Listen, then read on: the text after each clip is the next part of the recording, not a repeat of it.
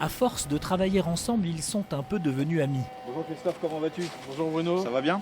Très bien. Bruno Waterloo est directeur territorial chez GRDF, Gaz Réseau Distribution France, le principal opérateur de distribution de gaz naturel en France. Christophe Évrard est chargé du développement chez Agriopal, un groupe d'agriculteurs qui s'est spécialisé depuis près de 20 ans dans la valorisation de la biomasse. Après le compost et le bois énergie, l'entreprise s'est lancée dans le biométhane.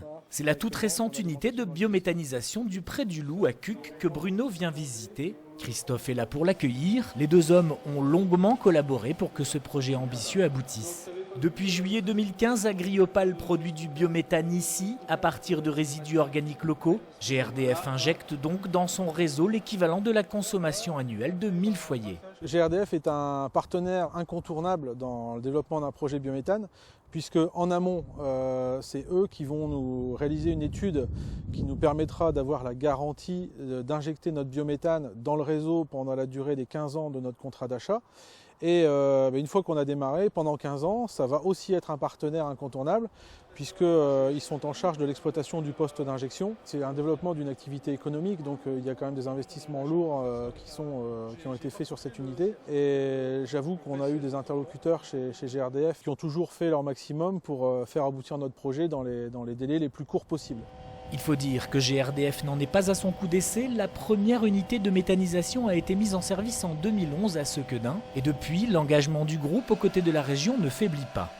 On est dans une région, la région Nord-Pas-de-Calais, effectivement, qui a un rôle primordial en France, puisqu'aujourd'hui, on a 4 unités sur les 14 en France.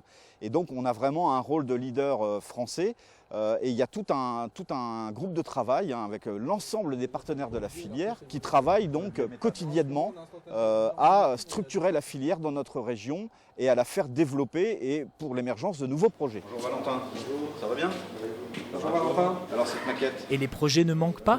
Au lycée Saint-Joseph de Saint-Martin-Boulogne, les étudiants en BTS Assistance Technique Ingénieur ont conçu une maquette de l'unité de méthanisation du Pré du Loup.